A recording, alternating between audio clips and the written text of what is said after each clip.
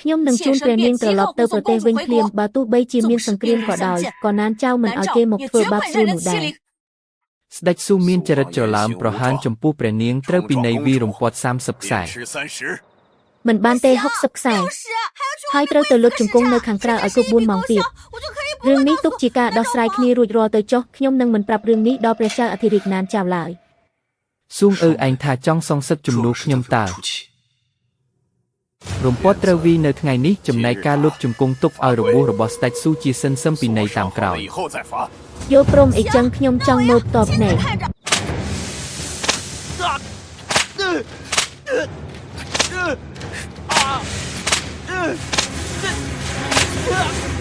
ទ្រង់ជាបុរសរបស់ខ្ញុំមិនមែនជាមនុស្សដែលអ្នកចង់ប៉ះពាល់ក៏ប៉ះបាននោះឡើយព្រះនាងណានចៅម្នាក់នេះមិនអាចទុកឲ្យនៅមានជីវិតទៀតឡើយឈីអើអើយ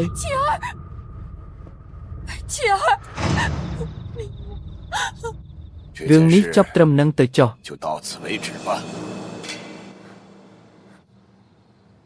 អូយឈឺណាស់ឫទ្ធិយាតខាងហោរាសាស្ត្របានកំណត់ថ្ងៃសិរីសួស្តីរួចហើយពិធីអភិសេករបស់ឯងនិងព្រះនាងគឺកំណត់នៅថ្ងៃទី26ខែ12 2ខែក្រោយពិធីការឯងចាត់ចែងដោយខ្លួនឯងទៅចំណែកឯព្រះនាងឯងក៏មើលថែដោយខ្លួនឯងដែរនាំត្រឡប់ទៅដំណាក់ឫទ្ធិយាតដើម្បីសម្រាប់ព្យាបាលទៅ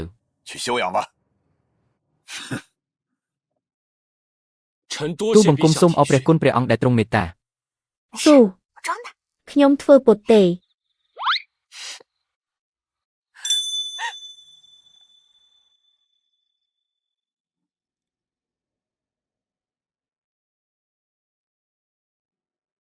មិននឹកស្មានថាព្រះវររាជបតាបានប្រទានឱសថដ៏មានតម្លៃជាច្រើនបែបនេះសោះទ្រង់មានបន្ទូលថាសម្រាប់សុំថ្នាំឲ្យខ្ញុំដើម្បីទ្រទ្រង់រាងកាយខ្ញុំបានបញ្ជាឲ្យគេយកទៅខ្សប់អស់ហើយដើម្បីយកមកសុំថ្នាំបំពន់ឲ្យទ្រង់បានល្អ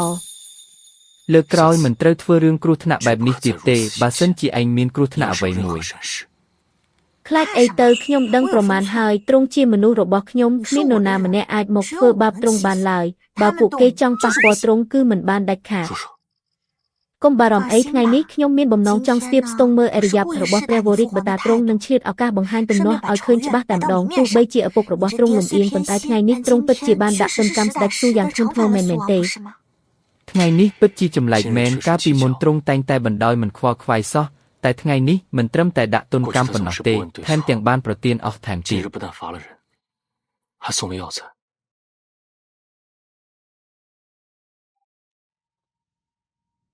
គឺដោយសារតែយល់ដល់មុខព្រះនាងណានចៅមែនទេ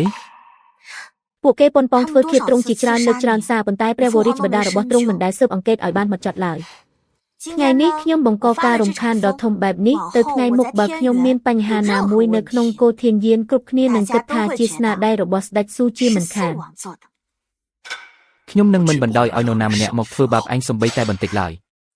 គឺត្រូវតែឲ្យពួកគេជាអ្នកចាប់ផ្ដើមមុនឲ្យតែខ្ញុំមានគ្រោះថ្នាក់នៅក្នុងទីក្រុងធានយាននេះនៅមានកងកម្លាំងសម្ងាត់របស់ណានចៅចំនួន5000នាក់ទៀតឲ្យតែពួកគេហ៊ានធ្វើសកម្មភាពនោះហើយជាឱកាសល្អបំផុតសម្រាប់ពួកយើងក្នុងការវាយបកវិញយ៉ាងត្រឹមត្រូវតាមច្បាប់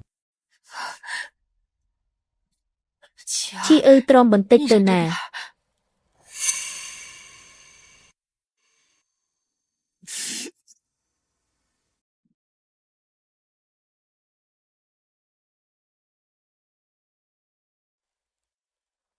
ព្រះមាតាកូនមិនសុខចិត្តទេ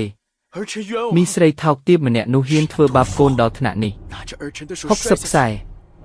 ថ្ងៃនេះកូនត្រូវរងការអាម៉ាស់យ៉ាងខ្លាំងពិតជាព្រះនាងណានចៅដ៏ឆ្លាតវៃមែនហ៊ានប្រើល្បិចថោកទាបបែបនេះមកធ្វើបាបកូនរបស់ខ្ញុំ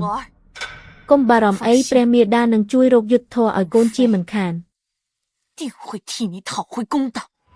ព្រះមាតាមិនបាច់ចេញមុខទេកូនមានការចាត់ចែងរួចហើយកូននឹងធ្វើឲ្យរាជយាតនិងមីស្រីពីពលម្នាក់នោះរស់នៅមិនស្មើនឹងស្លាប់ឡើយឈីអើមានផែនការរួចហើយមែនទេព្រះវររាជបតាទ្រង់មានព្រះកាយតែមួយគត់ខ្លាចថាមិនមានពេលច្រើនទៀតឡើយទ្រង់បង្អង់មិនព្រមផ្លាស់ប្ដូររាជយាតហើយថែមទាំងដាក់ទណ្ឌកម្មកូនយ៉ាងធ្ងន់ធ្ងរបែបនេះខ្លាចថាការស្រឡាញ់ដែលទ្រង់មានចំពោះកូនមិនមែនជាការស្រឡាញ់ពិតប្រាកដនោះទេ并不见多少珍惜，